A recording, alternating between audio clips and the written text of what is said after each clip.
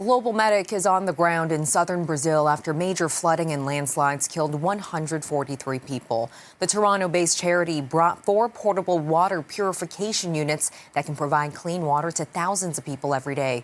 Volunteers also packed family emergency kits for those hit hardest by the flooding, which include portable water filters, solar lights, and hygiene items.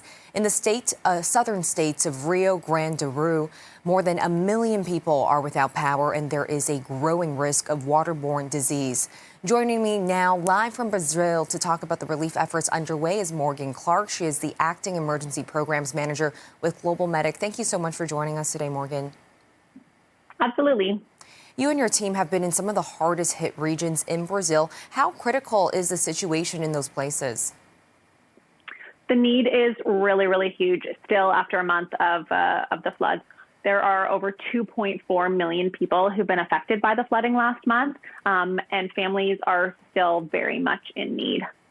We were in a affected zone yesterday, and houses are still very much destroyed, pretty much. We saw houses that were submerged underwater still. We saw families that all of their belongings are basically left to nothing. So the need both for shelter, for food, and for clean water is really, really dire. And it appears there may be a new danger now, too. There are concerns about waterborne illnesses. Tell me about this problem and how your team is helping. Absolutely. So there are still 50,000 people in shelters right now whose homes were destroyed, who they're not able to go home.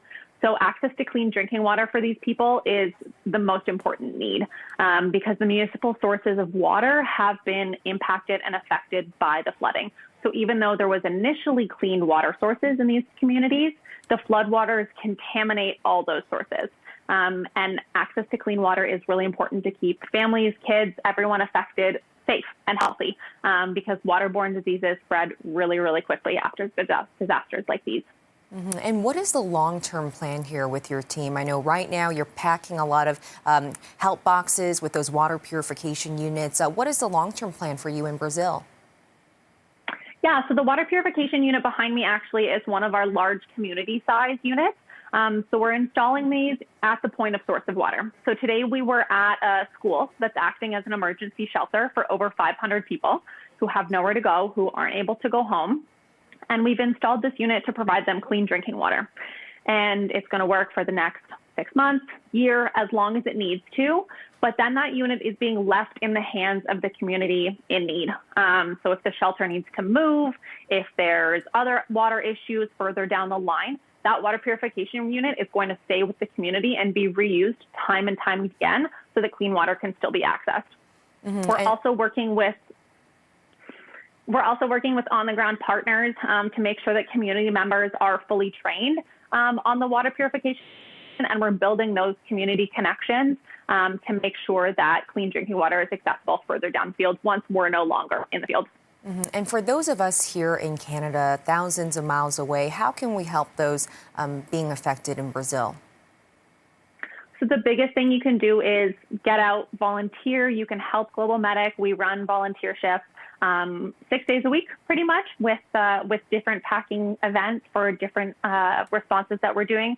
It's also really important, if you're not able to volunteer, to be able to give financially, because the more money that comes into organizations like Globalmedic, to other organizations on the ground that are helping, the more aid that we're able to deliver.